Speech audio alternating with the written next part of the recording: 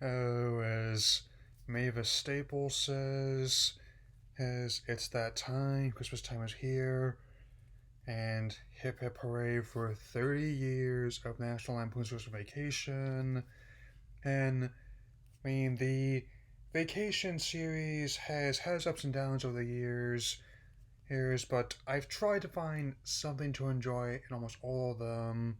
And this has been a tradition of mine for a very long time that I can remember, and since I think I was very small when I first saw this movie, and even though it was not an outright family film, I can honestly say that that part of the reason why it's held up so well is that I've dealt with these family situations where all through sorts of awkward dinners and mishaps, perhaps, perhaps over the time of my lifetime alone, especially through the eyes of the dogged patriarch Clark Griswold, played by the ever reliable Chevy Chase. He's and also dealing with all sorts of family coming in, least of all his cousin Eddie. Eddie, an eccentric and often paranoid man, and played by Randy Quaid, so not really a stretch anymore. Yeah. So, in just this little 97-minute package, it's writer producer John Hughes, as well as the director, Jeremy he Chetchik. I'm not sure I'm pronouncing that right. It's have a bevy of comedic gags. I mean, there's very rarely without movie where I'm not laughing, even to this day. But opens on a trip to get a Christmas tree, somehow turning into a drag race between some hill folk and a trucker. And everyone has their favorite parts of this movie, and on top of all things with the family, there's also a little bit about trying to build a swimming pool or for with the Christmas bonus. It may not be that specific kind, but we've all had that feeling, to be honest.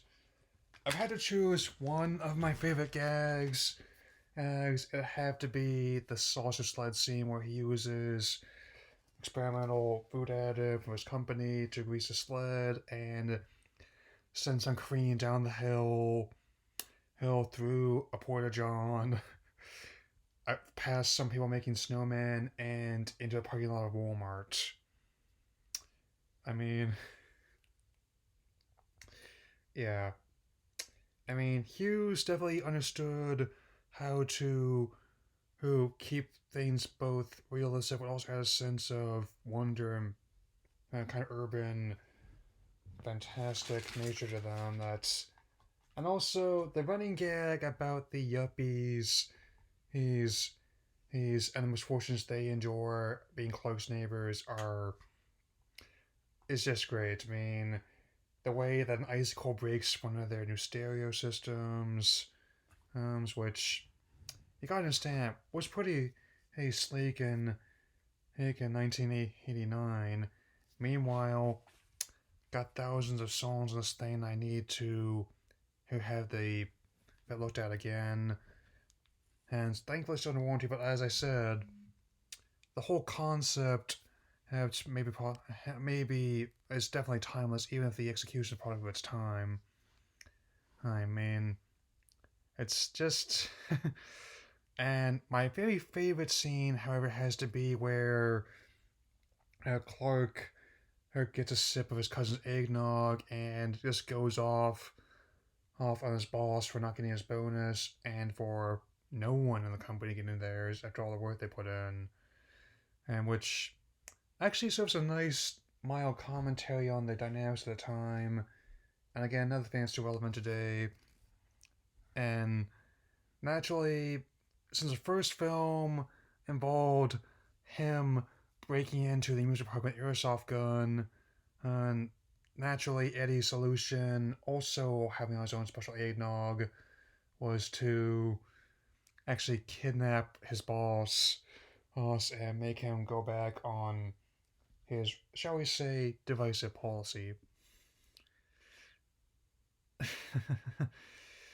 Yeah, and though the DTV sequel with Eddie on his own is not very good, this film has earned its place as tradition over 30 years. I mean, sure, we have our Wonderful Lives and our Christmas stories and all, but I'm thinking in many ways, just seeing the methane from Eddie's RV toilets cause an explosion that sends the Santa Claus and all his reindeer rocketing over the sky. That's a sure sign to me that it's officially Christmas time. I am the same manner of the Nakatomi building being stormed. So so whatever happens in the next 30 years, whatever happens in the coming year on this channel and on wherever I am, just gotta say, hey, for all my viewers watching this, hip hip hooray for Christmas vacation. Yeah.